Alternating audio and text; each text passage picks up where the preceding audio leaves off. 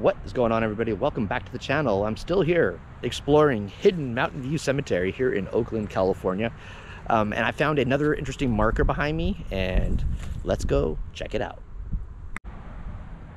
Found another interesting burial area of people of a society or organization. The Ladies Relief Society of Oakland was established in 1872 in order to provide various compassionate services to children, poor women, and the elderly living in the city of Oakland. Those services including housing, with the first children's home built on a 14-acre site west of Broadway at the site of Studio One Arts Center. And I guess the Ladies Relief Society members are buried here. Again, very simple stones. Some of them are, these are more, got more tomb than the other one I found, the last video. But Catherine Hannon, native of Ireland, 1844 to 1932, rest in peace. Right here. There's just different people in here, but these stones are a little bit more nice, a little bit more to them. Freda Mossener, December 11th, 1860 to July 19th, 1949, excuse me. And here is the main marker for the Ladies Relief Society of Oakland. And that's what it says right there. Ladies Relief Society of Oakland, California. Interesting, interesting. And there's a bunch of different stones scattered out through the area here. I'm gonna go back up in here real quick. There's some stones back up in here. God knows how many are covered with overgrowth too, you know.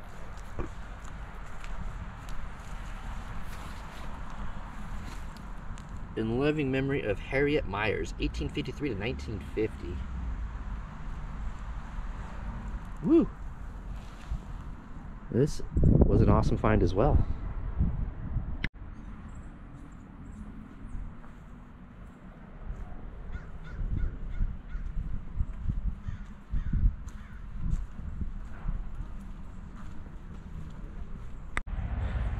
What's interesting about this stone up here is, as you can see to the back of it, there's a tree stump that looks like they cut down. But as you can see, this grave is starting to get turned. Looks like it could be getting turned on its side a little bit because of probably that tree growth.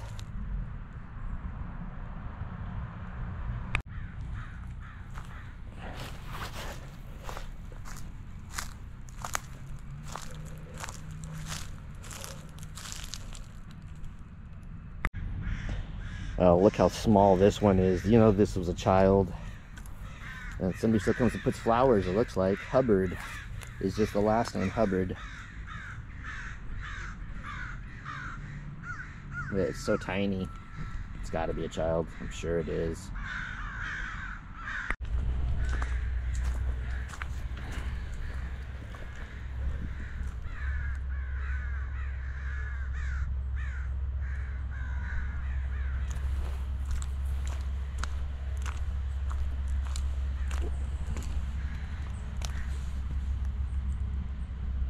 Edward J Sternitzky, I think, 1877 to 1880. I think I still belong to a child section over here.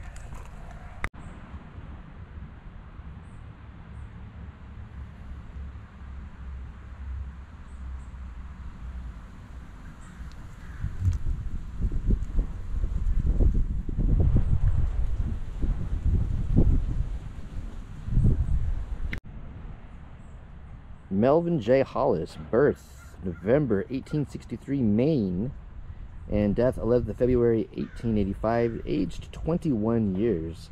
It says son of Thomas H. F. Hollis and Mary E. Blanchard Hollis, married 1861 at Penspot County, Maine, sibling of Viola, Fred Frank, and Arthur Vincent Hollis. Inscription, age 21 years and 3 months, a native of Maine. It's beautiful. It looks like it's gotten some fairly recent visitors. A little decoration right there.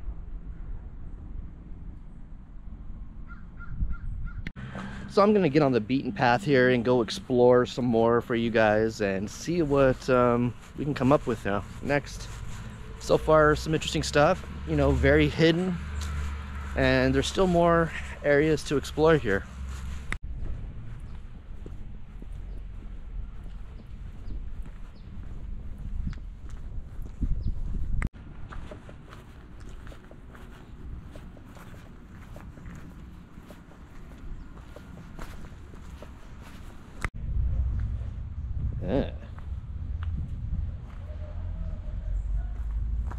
Yeah, no thank you.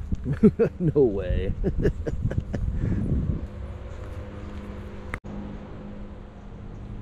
So I found a flag area, so I would assume this is probably a military area. Flag isn't blown very far today, but there's not much wind up here today, unfortunately. I would love to have caught a shot of that flowing in the wind. Amos Kenneth Roden, California, Lieutenant Colonel, Army, Air Forces, World War II, March 27th, 1920 to January 25th, 1972. So yes, this is a military area. Uwaldo Cabrera, California, U.S. Navy, World War II, February 12th, 1925 to January 8th, 1970. Yeah, this is definitely... Thank you for your service, ladies and gentlemen. That's for sure. There's a bunch of them in here. Something interesting that I saw just to the left of this section over here, we've got a section over here. As you can see out in the distance here, there is, looks like soft, really soft dirt possibly. Or maybe that's even water that's very dirty. And out in the distance there's like a fountain shooting up out there. That's kind of odd. I don't know what the heck this is.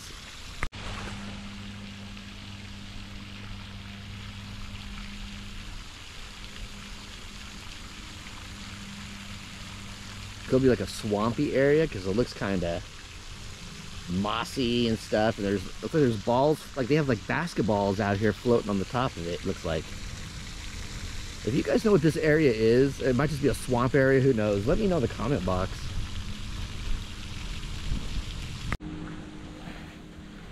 Alright, let's get back to exploring over here.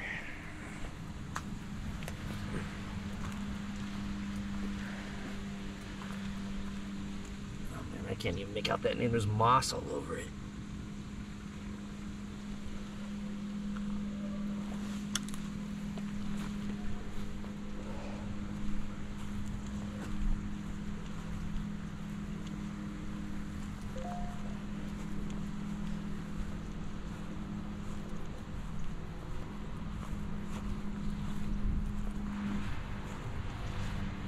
Bunch of areas with area with flat stones this side, and then this side over here.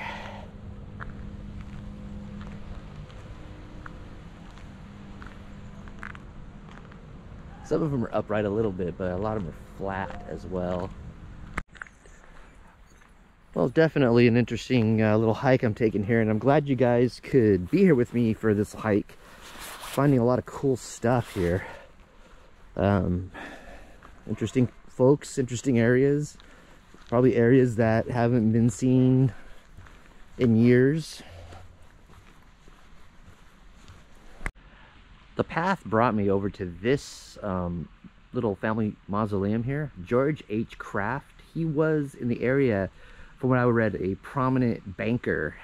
And last time I was here, I'd shown this one a while back, and it was vandalized because I'd found a crate of new glass in a crate on top of one of the graves there inside. And I'll show you guys.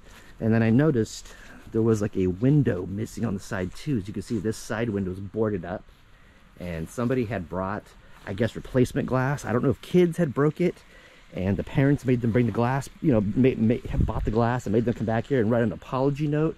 But let's go inside. I'm going to show you. I think it's still in here. I see it. This crate right here. As you can see, this side window was busted out. And here's George right here, December 4th, 1861 to September 12th, 1917. Pearl Berg, 1890 to 1943. Addie Maycraft, October 27th, 1866 to July 20th, 1921. And Addie May here was his spouse as well. And I think these are like little cremations, right? Mabel Lehman and Ruby Hellerman, 1887 to 1932. There's a shadow, I know, but what I found last time, and I think it's still here, yes, it's the crate. And it looks like it's brand new glass. Now it looks like it's got stained glass in it. It's hard to tell, but you can see the color little pieces of glass in there, in it. It's a replacement window. Like I said, most likely because it's the same size for this right here. So, and there was an apology note, it looks like written by children. I think it's right here. Or it was something, it was an apology note. This is something that somebody drew. But there was like an apology note up on here. I think this was it. Last time I did a video here, I was able to read it, but it looks like, you know, time and the weather and everything messed it all up. Oh, here it is. It says, "Rest in peace, Ruby and Mabel. Please forgive the thoughtless of when something's your."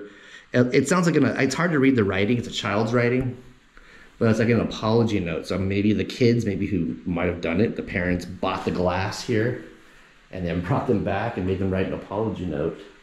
This window's a little damaged as well, as you can see. But definitely, like I said, George was a prominent banker and he died in 1917. Thought they would have fixed it by now, but maybe not. It's crazy. This place, God, goes on forever.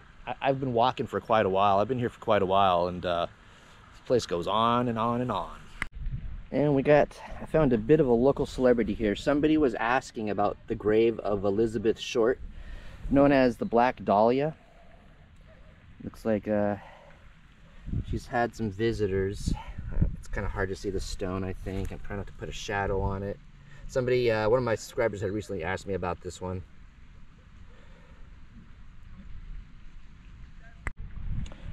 She was born July 29th, 1924 in Massachusetts and died 15th of January, 1947, Los Angeles County, California, aged 22. Now, the story goes, I did a video on this a while back, a more in-depth video, but basically a quick little, from what I can remember, there was a woman walking in a Los Angeles neighborhood, and she had discovered like a vacant type lot, what looked to be a mannequin laying out there. And come to find out, it was actually not a mannequin, but it was a person. It was Elizabeth Short. And Elizabeth was cut clean in half. They said there was no blood in the body. They had said she was cut in half with medical precision. And like I said, there was no blood in the body at all. And they were actually investigating a bunch of students at the UCLA, I guess the medical school, because of how clean the cut was and how they said it was medical precision type cutting. So they had some leads and they were investigating some medical students and came up with nothing. And she was in Los Angeles. I guess from what the story is, she was an aspiring actress and she was working as a waitress at the time of her death. And it's still, I guess it's still a mystery. There were some leads, there were some people that said some things that could have led to the killer, but over the years, but last I read on the FBI website, this was still deemed unsolved. And it says her cause of death was hemorrhage and shock from concussion of the brain and lacerations to her face due to multiple blows using a blunt instrument. And it said after she was killed, her body was cut in half at the waist with a sharp instrument similar to a surgeon's scalpel, and with such precision that it was apparently the work of a professionally trained doctor. So this one was for my subscribers who have been asking about this. And I have a video also I did a few months back on this too. I'm just kind of stopping by real quick to show it since I was in the area.